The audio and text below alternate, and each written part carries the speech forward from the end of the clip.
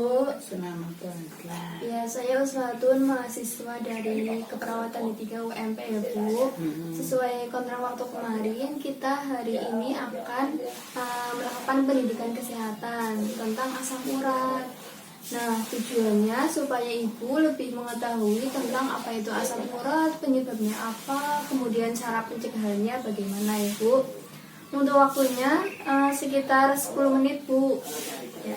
Nanti kalau misalkan ada yang kurang jelas bisa ditanyakan langsung ya Bu ya. Ya. Kita mulai ya Bu. Ini ada leaflet, bisa silakan dibaca juga sambil saya jelaskan. Ya. Nah, jadi yang pertama itu pengertian dari asam urat Bu yang ini nih. Nah, jadi asam urat itu kadar sendi yang terjadi ketika bagian sendi memiliki kadar tinggi asam urat. Jadi bagian yang sakit itu kadar asam uratnya itu berlebih. Setiap orang memang mempunyai asam urat Bu, tapi yang jadi masalah asam uratnya itu tinggi, makanya jadi masalah menyebabkan nyeri seperti itu. Nah, penyebabnya karena itu tingginya asam urat yang disebabkan karena purin yang berlebih dalam tubuh. Terus ini ada nilai normal asam urat. Untuk laki-laki itu 3,5 sampai 7. Kalau perempuan 2,5 sampai 6. Nah, ini ada penyebab asam urat yang sebelah sini Bu. Ada konsumsi berlebih makanan yang mengandung protein. Apa aja? Kayak misalkan telur, gitu. Terus Daging. Terus yang kedua stres, banyak pikiran. Terus yang ketiga menurunnya fungsi tubuh membuang asam urat. Jadi asam urat itu biasanya terjadi pada orang yang sudah menginjak usia tua, usia lanjut. Karena fungsi tubuhnya itu sudah menurun, semakin menurun.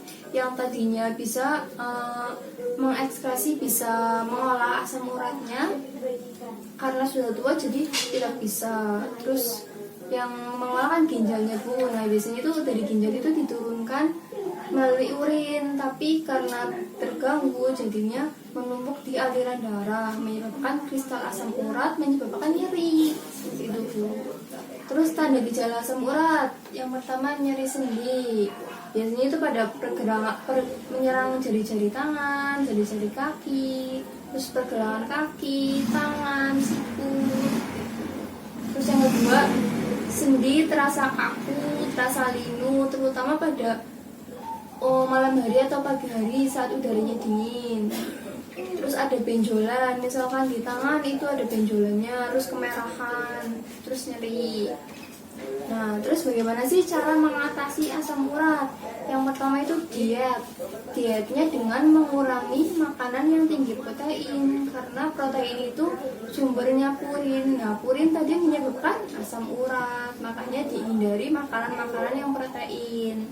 Terus yang kedua, konsultasi dengan dokter, minum obat sesuai anjuran dokternya. Terus nih yang bawah ada 7 prinsip diet penderita asam urat.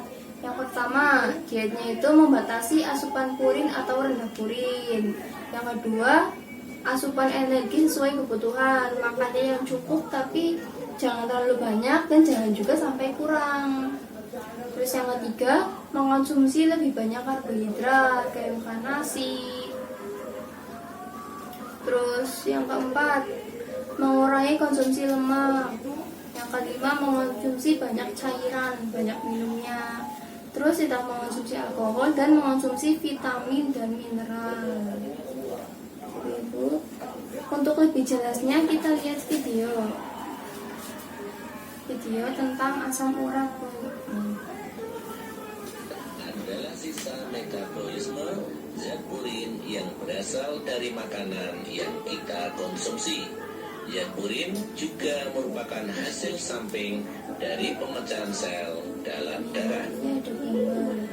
Ibu bapak yang saya hormati, asam urat sebenarnya bukan penyakit, karena setiap orang secara alami mempunyai asam urat dalam darahnya. Menjadi penyakit apabila kadar asam urat dalam darah melebihi batas normal dan menumpuk di persendian. Kondisi ini disebut dengan istilah hiperurisemia. terjadi karena adanya gangguan ekskresi asam urat dan konsumsi makanan dengan kandungan purin tinggi. Sehingga penyakit asam urat adalah penyakit yang disebabkan oleh peningkatan asam urat dalam darah dan menyerang persendian, terutama sendi jempol kaki. Ibu bapak yang saya hormati, adapun nilai normal kadar asam urat adalah bagi pria 3,5 sampai 7 mg per desiliter, sedangkan untuk wanita 2,6 sampai 6 mg per desiliter. Ibu bapak yang saya hormati, gejala asam urat antara lain yang pertama, persendian terasa nyeri, terutama saat malam dan pagi hari. Yang kedua, persendian terasa panas, memerah dan bengkak. Yang ketiga, persendian yang sering terkena asam urat seperti tumit, pergelangan tangan, jari kaki dan tangan, siku, dan lutut. Ibu bapak yang saya hormati, makanan yang perlu dipantang oleh penderita asam urat antara lain untuk sayuran seperti bayam, kangkung, daun singkong, asparagus, buncis, dan kembang kol. Sayur yang ini karena Untuk buah-buahan seperti durian, alpukat, nanas, dan air kelapa.